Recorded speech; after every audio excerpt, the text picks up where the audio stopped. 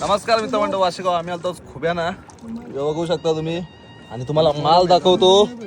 माल बघा, माल जवळ जवळ जो ना 300 ते 400 किलो आहे. 400 किलो 400 किलो कधी आहे बाबा? 500 वेळ. अजून अजून कधी करायचं आहे? अजून 200 किलो. आज कोटा पूर्ण उद्यापासून बंद. बघा मित्रांनो, कधी घेतलं अजून केला असं अजून काढत होता मला मित्रांनो. सगळं अजून लागलेलं होतं बघा गावांचं.